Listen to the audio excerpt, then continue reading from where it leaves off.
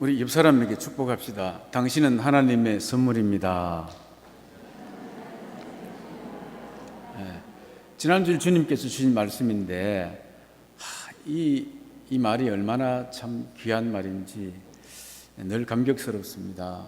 가정에서도 식구들을 볼 때, 교회에서도 또 교인들을 볼 때 한 번 이상은 이런 말을 해주면 좋겠습니다.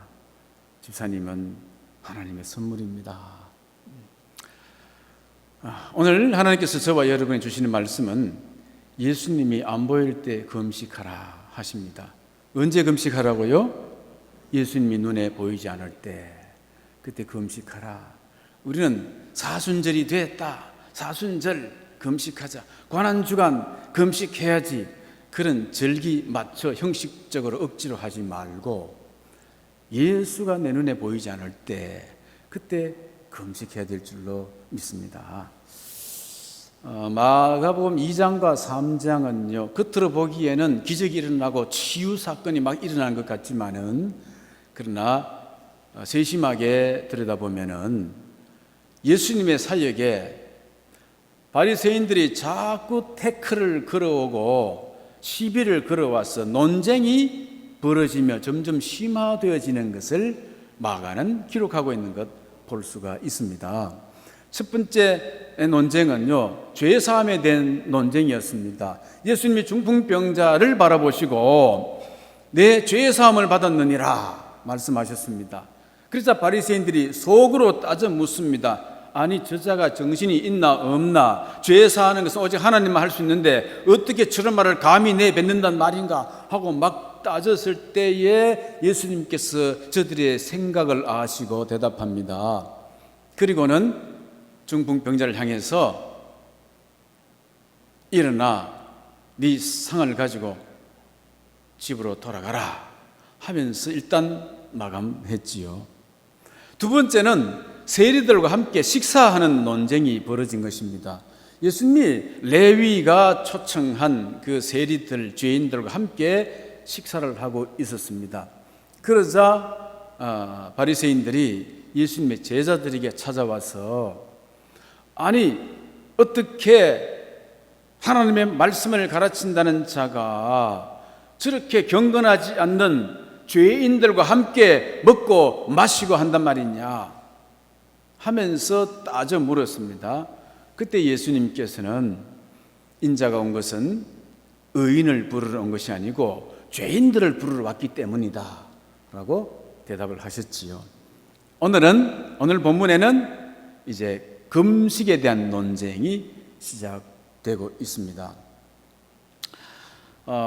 사람들이 찾아와서 요한의 제자들과 바리새인의 제자들은 금식하는데 어찌하여 당신의 제자들은 금식하지 아니합니까? 라고 따져 묻습니다. 그런데 처음에는 속으로 따져 물었고, 두 번째는 제자들에게 따져 물었고, 지금은 예수님께 다이렉트로 따져 묻는 것입니다. 점점점 심화되어져 가고 예수님이 사역이 곤혹에 점점 처해지고 있는 것을 지금 이제 점진적으로 나타나고 있지요. 18절 말씀을 우리 같이 한번 다시 보시겠습니다.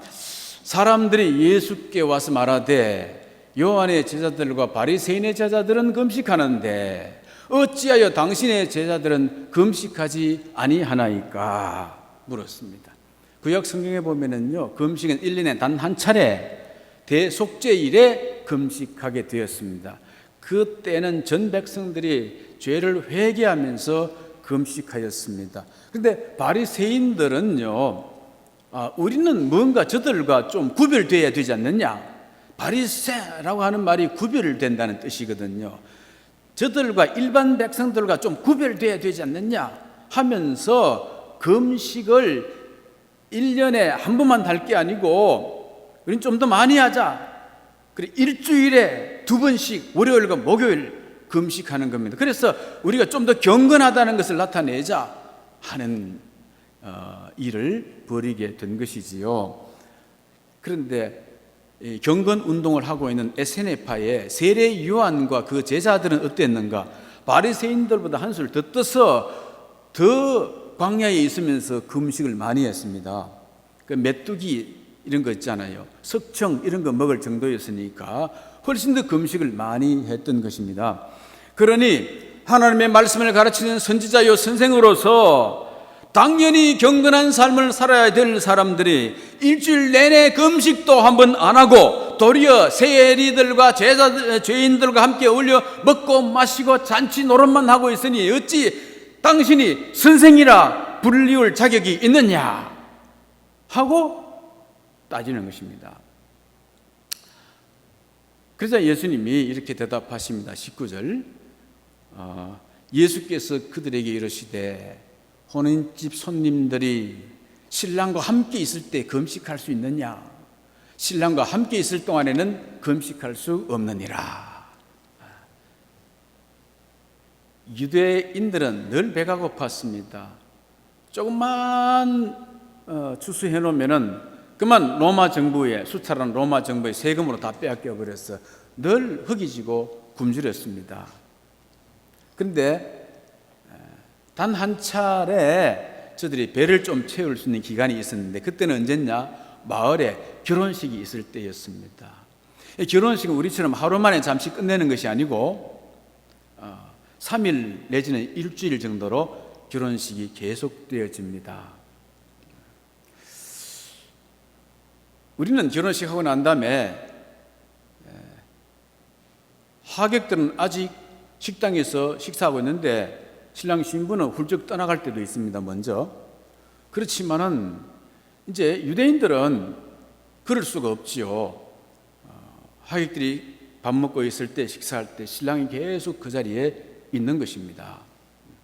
그래서 이 결혼식 때에 금식일이 닥친다든지 금식 주간에 왔다 해서 금식해 버리면 완전히 결혼식 분위기가 다 깨어지기 때문에 유대 관습에 있어서 금식일이 와도 금식할 때가 와도 결혼식 때는 금식하지 않는다라는 관례가 계속 이제 이어져 내려오고 있었던 것입니다.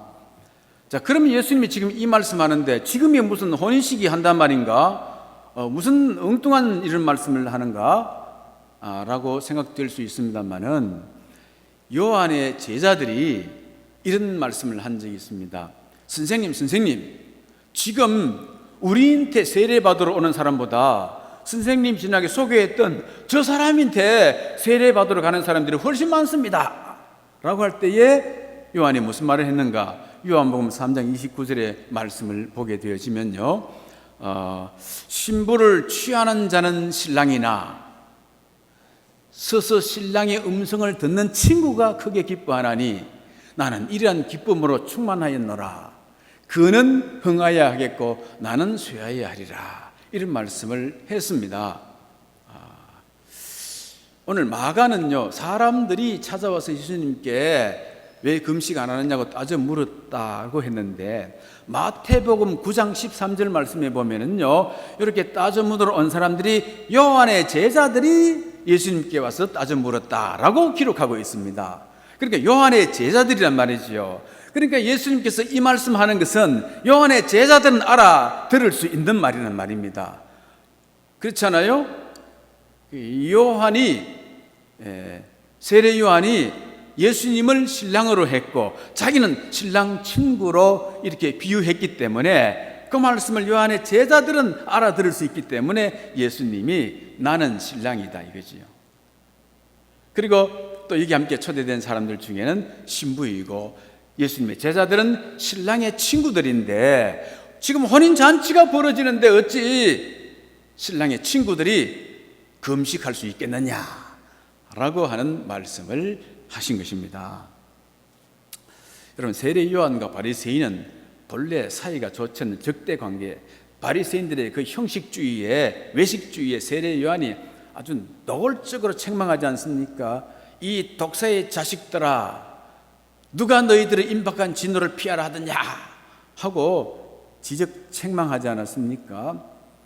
그래서 이들은 서로 아주 적대 관계에 있었지만은 오늘은 바리새인의 제자들이나 요한의 제자들이 아주 절친이 되어버렸습니다. 어떻게 이렇게 절친이 됐는가? 공동의 적이 있을 때 절친이 되는 겁니다. 공동적이 위협하거나 공동적을 몰아내야 될 때는 그 전에 무슨 마음이 상하거나 어떤 관계에 있든지 간에 다 지워버리고 한 가지 목적을 위해서 절친이 되어지는 것입니다. 여러분, 교회 안에서도 평소 때 별로 안 친하는 사람이 유달리 갑자기 친해지는 경우가 있습니다. 언제라고요? 공동의 적이 하나, 공동의 적이 하나 생겼을 때는 갑자기 친해지는 거예요. 그래 교회에 오면은 다른 교인들은 별로 보는데 그 사람들은 얼마나 친해지는지 막 살피고 챙기고 자리 여기 앉아라 땡기고 밥도 같이 막 나눠 먹고 그리고 모여가서 매 같이 얘기하고 집에 가서 또 전화하고 공동의 적이 나갈 때까지 그렇게 막 유달리 친해집니다. 그렇죠? 그런데 목표를 달성했거나 도저히 달성할 수 없게 되는 상황이 되어지면 어떻게 되어집니까? 나중에 뿔뿔이 하나하나씩 흩어지게 됩니다. 다 떨어져 나가요. 각자 도생의 길을 찾게 되어지지요. 바리새인과 요한의 제자들이 그 꼴이 되어진 것입니다. 본래 율법에서 명령한 유대인의 금식은 1년에 딱 한 번만 하면 되는 것입니다. 그런데 예루살렘이 무너질 때 바벨론으로 포로가 되어져 갈 때에 점점 이 금식일을 늘려나가기 시작합니다. 4월 달에도 5월 달에도 7월 달에도 10월 달에도 자꾸 금식하는 거예요. 4월 달은 예루살렘에 구멍이 뚫혔을 때, 그리고 5월 달에는 예루살렘이 완전히 함락되고 붕괴되었을 때, 그리고 7월 달에는 시드기야가 도망가다가 잡혔을 때, 왕이 잡혔을 때, 10월 달에는 그리고 남겨놓은 그다리라는 총독이 있었는데 그 총독이 암살당했을 때, 이때를 기념하며 슬퍼하면서 이제 금식을 해왔던 것입니다. 그런데 문제는 이제 포로 기간이 끝나서 해방이 되어서 다시 고국으로 돌아왔습니다. 고국으로 돌아왔는데도 이 금식이 마치 국가 의식일이 된 것처럼 그때만 되면은 금식을 의례껏 하는 것입니다. 이제 그러자 베델 지역의 한 지방 관리가 이제 농사철이 되었어요. 5월 달은 진짜 바쁜 농번기거든요. 밀추수, 보리추수를 동시에 해야 되니까 이 바쁜 농번기에 가난한 농민들이 농사를 해야 되는데 중간에 금식일이 딱 끼어버리니까 배도 고프고 일도 못하고 이런 일이 벌어져서 질문을 하게 되는 것입니다. 스가랴 7장 3절에 보면 이런 질문합니다. 만군의 여호와의 전에 있는 제사장들과 선지자들에게 물어 이르되 내가 여러 해 동안 행한 대로 5월 중에 울며 근신하리이까? 라고 물었어요. 그래서 하나님께서 스가랴를 통해서 이렇게 대답하십니다. 7장 5절에 보면은 온 땅의 백성과 제사장들에게 이르라. 너희가 70년 동안 다섯째 달과 일곱째 달에 금식하고 애통하였거니와 그 금식이 나를 위하여 한 것이냐 하고 반문하십니다. 그래, 금식 잘했다. 그 금식 누구 위해서 했느냐는 겁니다. 금식의 목적이 무엇이었냐라고 하는 것입니다. 먹는 것도 너 자신을 위해서 먹고 금식하는 건 너 자신 때문에 한 것이 아니냐라고 하는 것이지요. 그딴 금식 이제 집어치워라 하는 말인 것입니다. 여러분 묻겠습니다. 여러분 교회 왜 나오십니까? 여러분 예배는 왜 들으십니까? 누굴 위해 들으십니까? 나 같은 죄인을 사해 주시려고 십자가에서 피 흘리신 주님의 그 은혜 때문에 교회에 나옵니까? 나 같은 자를, 죄인을 하나님의 자녀로 삼아주신 그 은총 때문에 감격해서 예배를 드립니까? 아니면은 이렇게 교회에 나와야 세상 살인데 좀 더 편하고 더 잘 살게 해주지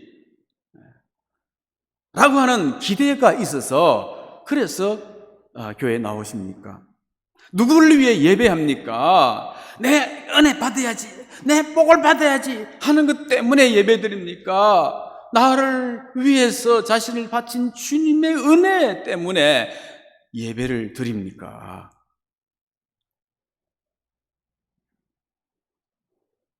너희 자신을 위해서 하는 모든 일들, 예배든 금식이든 그런 거 집어치워라는 겁니다. 그건 나 기뻐하는 것 아니라 하는 것이잖아요. 하나님이 기뻐하시지 않는 예배를 왜 자꾸 드리느냐? 왜 그런 금식을 자꾸 하고 있느냐? 라고 하는 것입니다.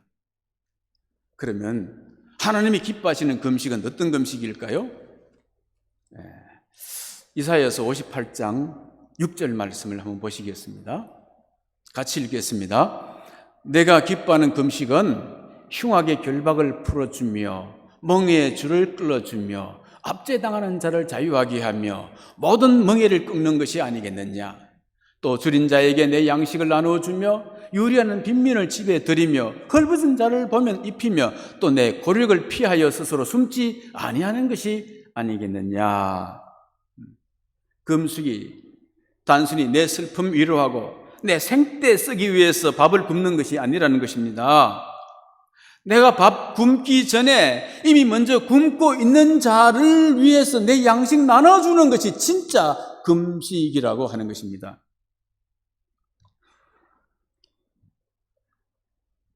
밥을 굶어 내 자신의 이기심을 위하여 부르짖기보다도 타인의 결박을 풀어주고 멍에 줄을 끌려주고 압제당하는 자를 자유케 하라는 것입니다. 이것이 단순히 창자를 비우는 금식을 넘어서서 율법을 완성하는 금식이 될 것이다고 말씀하고 있습니다. 근데 여러분, 우리는 어떻게 하고 있습니까? 우리는 왜 새벽기도 새벽마다 합니까? 왜 심야기도 합니까? 11조를 왜 합니까? 더 편안하게 잘 살게 해달라고, 부자 되고 형통하게 해달라고 하는 것 아닙니까? 아들 대학 입학 잘 합격하게 해달라고, 취직되게 해달라고, 시집장가 제발 잘 가게 해달라고 하는 거 아니겠습니까? 남에게 양선을 퍼주느니 차라리 내가 굶는 게 훨씬 쉬워서 하는 거 아닙니까? 우리가 남에게 사랑을 베푼다, 이웃에게 사랑을 베푼다, 늘 그렇게 기도하지만 한두 번 그리 할 수 있습니다. 그렇지 않습니까? 구걸하고 오는 사람들 한두 번은요, 데려가서 식당에 밥을 먹이기도 하고 또 용돈도 줄 수 있습니다. 그럼 매일같이 오면 어떻게 될까요? 한두 번은 유리하는 빈민을 집안에 드릴 수 있습니다. 저도 한두 번은 술 취한 어떤 사람을 제 집안에 들려가지고 한번 재워본 적이 있습니다. 그런데 여러분, 한두 번이지 그 사람이 또 오고 또 와봐요. 그거는요, 내가 그 사람하고 같이 있어야 되는데 그렇게 있어줄 시간 자체가 없어요. 내 할 일을 못하게 돼. 여러분, 그럼 못하게 되잖아요. 한두 번이에요. 한두 번. 네 고륙 친척을 피하여 숨지 아니하는 것이 아니냐? 예, 고륙 친척 부모님들이, 형제들이 명절날 우리 집에 한번 옵니다. 오면은요, 하루쯤 있다가 좀 가셔주셔야지. 벌써 이틀 이상 지나면, 자, 목요일날 명절에 왔다. 근데 금요일까지, 어쩌면 토요일까지 있어 보세요. 나 지금 설교 준비해야 되는데 지금 아무것도 못하고 그 매여 있어 보세요. 기쁠까요? 그때부터 불안하고 속으로 짜증이 나고 언제 가시나 이런 생각이 들고 이렇게 되는 거예요. 그러니까 여러분, 이거 내가 못하는 거예요. 하나님 기뻐하시는 그 음식 못하는 거예요. 제가 처음 소명받았을 때 나는 오직 목회 주를 위해서 하겠습니다. 내 생명 주님께 드리리. 그러고 시작했는데 시간이 지나고 세월을 가면요, 목회 점점 누굴 위해 하는가? 나를 위해 하게 되어집니다. 교회 성장시켜야지, 부흥시켜야지, 누굴 위해서 하는가? 나를 위해서 하는 것입니다. 교인들을 사랑하고 희망합니다. 근데 누구를 위해서? 나를 위해서 하게 되는 것입니다. 십자가의 은혜에 점점 원수가 되어져가는 나를 발견할 때마다 깜짝 놀라지 않을 수 없습니다. 여러분은 어떻습니까? 여러분, 누구를 위해 기도합니까? 누구를 위해서 교회에 나옵니까? 하나님을 위해서입니까? 여러분 자신을 위해서입니까? 우리는 하나님이 기뻐하시는 금식을 할 수가 없습니다. 그러니 금식을 무슨 경건의 기준으로 삼아 놓고 그것을 지켜내는 인간의 우월성을 대단한 권위로 삼고 존경의 대상으로 삼고 그것을 지키지 못하거나 하지 않는 사람들을 평가절하하고 비난하는 행위는 정말 위선이 아닐 수가 없는 것입니다. 그건 전도도 마찬가지이고 봉사도 마찬가지인 것입니다. 그래서 하나님은 이런 자들의 금식과 위선적 경건에 대해서 질투한다고 말씀하십니다. 스가랴 8장 2절 말씀을 보시면요, 만군의 여호와가 이같이 말하노라. 내가 시온을 위하여 크게 질투하며 그를 위하여 크게 분노함으로 질투하노라 그랬습니다. 그래서 하나님께서는 그 금식의 절기를 아예 없애버리고 희락의 절기로 만들겠다고 하십니다. 계속해서 스가랴 8장 19절 말씀 보시면요, 만군의 여호와가 이같이 말하노라. 같이 읽습니다. 넷째 달의 금식과 다섯째 달의 금식과 일곱째 달의 금식과 열째 달의 금식이 변하여 유다 족속에게 기쁨과 즐거움과 희락의 절기들이 되리니 오직 너희는 진리와 화평을 사랑할지니라. 아멘. 하나님이 친히 그렇게 만들어버리겠다는 것입니다. 어떻게 고통의 슬픔의 그 금식의 절기를 희락의 절기, 즐거움의 절기로 만들겠다는 것인가? 어떻게 예수를 보내서 그렇게 만들겠다는 겁니다. 신랑 되는 예수를 보내서 그렇게 하겠다는 것입니다. 그래서 우리가 도무지 할 수 없는 하나님이 기뻐하는 금식을 예수가 오셔서 그렇게 그 금식을 다 하도록 하겠다는 것입니다. 누가복음 4장 18절 보면 예수님이 이렇게 말씀하시지요. 주의 성령이 내게 임하셨으니 이는 가난한 자에게 복음을 전하게 하시려고 내게 기름을 부으시고 나를 보내사 포로된 자에게 자유를, 눈먼 자에게 다시 보게 함을 전파하며 눌린 자를 자유롭게 하고 주의 은혜의 해를 전파하게 하려 하심이라. 요게 하나님이 기뻐하시는 금식을 하시겠다는 겁니다. 그리고는 이 글이 오늘 너희 귀에 응하였느니라. 주님이 완성하신다는 것입니다. 곧 율법과 전통에 눌려있는 백성들, 죄인들, 세리들에게 용서와 죄사함을 선포하고 줄인 자들에게 금식 대신 기쁨과 자유와 희락을 주시겠다는 것입니다. 그러므로 율법이나 전통을 가지고 경건하다 경건하지 않다, 금식한다 금식 안 한다, 봉사한다 봉사 많이 안 한다, 이런 태클 걸고 옥조이지 말고 오직 진리와 화평을 사랑하라 하는 것입니다.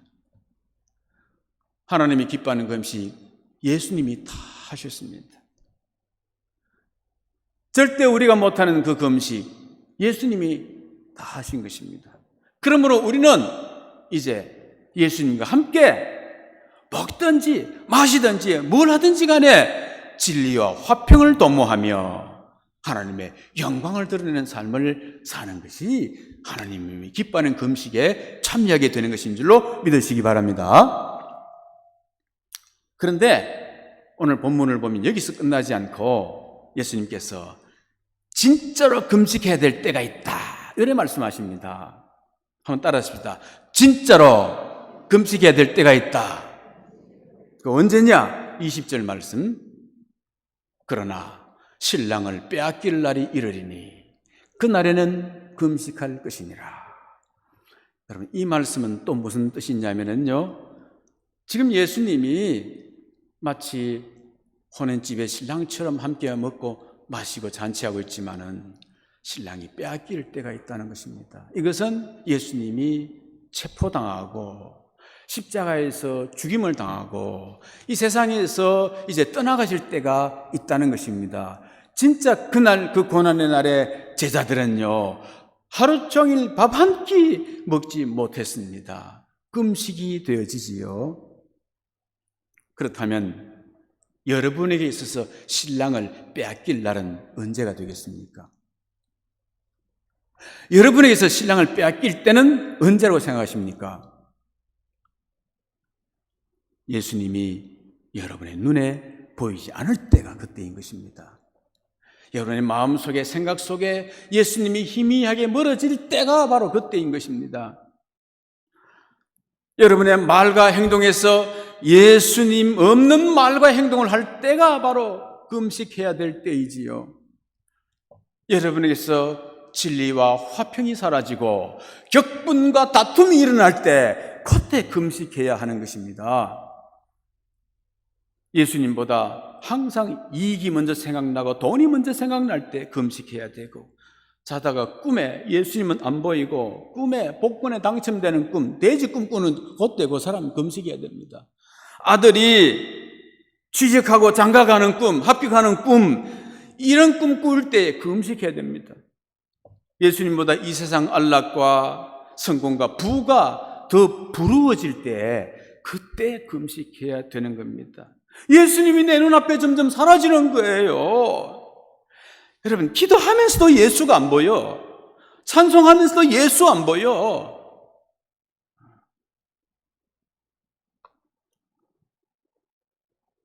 그럴 때 금식하며 부르짖어야 되는 것입니다. 주님, 예수님이 나에게 어떤 존재인지 다시 알게 하여 주시옵소서. 그 십자가의 은총이 어떠한지 내가 다시 깨닫게 하여 주시옵소서. 나를 만세전에 택정하시고 하나님의 찬송이 되게 하신 그 축복이 어떠하며, 그가 죽으시고 부활하심으로 말미암아 우리를 부르신 그 부르심의 소망이 어떠하며, 우리에게 약속하신 그 기업의 영광의 풍성함이 어떠하며, 그 베푸신 크신 능력의 지극히 위대하심이 어떠한 것인지 나로 하여금 다시 깨달아 알게 하여 주시옵소서. 그때 금식하고 새벽 기도하고 철야기도 해야 되는 것입니다. 아멘. 아멘. 그렇지 아니하면요, 열심히 봉사하면서 열심히 기도하면서 십자가의 원수가 되는 것만 구하다가 멸망하고 말게 되는 것입니다. 여러분, 오늘 하나님께 주신 말씀이 무엇이었습니까? 예수님이 안 보일 때 금식하라 했습니다. 여러분의 눈에는 예수님이 보이십니까? 공부할 때, 일할 때, 잠잘 때 꿈에 예수가 보입니까?